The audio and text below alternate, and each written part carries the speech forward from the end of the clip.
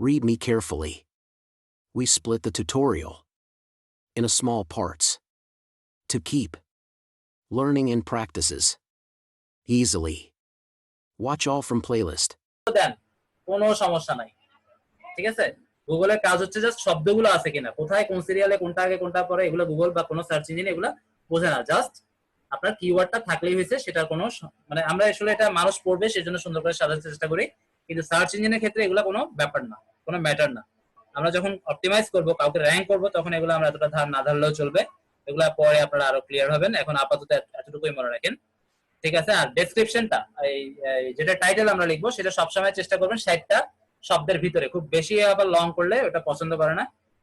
এটা জাস্ট আপাতত মনে রাখেন 60টা ওয়ার্ডের মধ্যে আমরা লিখবো। আর ডেসক্রিপশনটা যেটা মেটা ডেসক্রিপশন সেটা হবে আমাদের 160 শব্দ।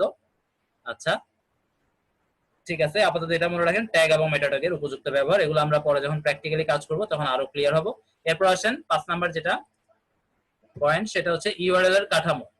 আচ্ছা, এটা কিন্তু একটু ইম্পর্টেন্ট, ইউআরএল এর কাঠামো অপটিমাইজেশনটা। আমরা বিভিন্ন পোস্ট যখন একটার পর একটা ক্লিক করি, দেখবেন ইউআরএলটাও চেঞ্জ হচ্ছে।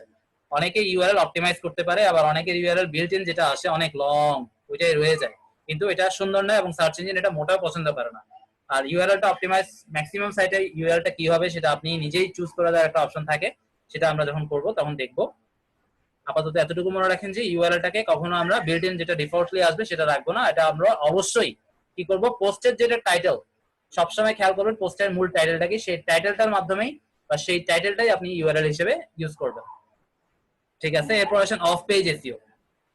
আচ্ছা, এতক্ষণ আমরা যেগুলো আলোচনা করলাম এগুলো সবগুলো এসইও অনেক গুরুত্বপূর্ণ। অফ পেজটা কিন্তু আরো বেশি গুরুত্বপূর্ণ, কারণ এই অফ পেজটার অনেক বড় একটা অংশ জুড়েই আছি আমরা র্যাঙ্কিং এর ক্ষেত্রে। এগুলো আমরা আরো ক্লিয়ার করব সামনে। আপাতত অফ পেজ এসইওটা কি? অফ পেজ এসইওটা হচ্ছে আপনার ওয়েবসাইটের একটা পেজ বা পোস্ট মার্কেটিং করার কৌশল। আপনি অন্যের ওয়েবসাইটে গিয়ে নিজের জন্য একটা লিংক করে আসবেন, সেটাই হচ্ছে অফ পেজ। একদম সিম্পলি এটাই মনে রাখেন। অফ পেজ কি, অন পেজ কি? অন পেজ হচ্ছে আপনি যে পোস্টটা তৈরি করলেন, একটা সেটা ফেসবুক পেজ হতে পারে, একটা সেটা ব্লগ সাইট হতে পারে, অথবা একটা পোস্টই ধরে নিলাম আমি, ফেসবুকে গিয়ে আপনি একটা পোস্ট লিখলেন, সেই পোস্টটাই হচ্ছে আপনার পেজ, এবং ধরে নিলাম সেই পোস্টটা হচ্ছে আপনার পেজ, এবং ওই পেজের মধ্যে আপনি অন পেজ করলেন, অর্থাৎ পেজের উপরে থেকে যে কিওয়ার্ড গুলো আপনি দিলেন, কি কি কিওয়ার্ড দিয়ে মানুষ সার্চ করে সেগুলো আপনি দিলেন, অপটিমাইজ করলেন, সেটা হচ্ছে পেজ, অন পেজ। মানে পেজের ভিতরে আপনি আপনার নিজের পেজের উপরে যে কাজগুলো করবেন সেটা হচ্ছে অন পেজ।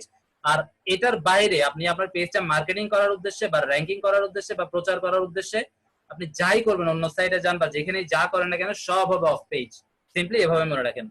আচ্ছা, এখন প্রশ্ন হচ্ছে গুগল কেমন চোখে দেখে।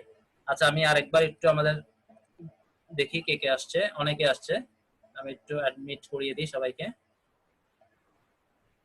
আচ্ছা, আমাদের মিটিং টাইমটা একটু আমাকে 1 মিনিট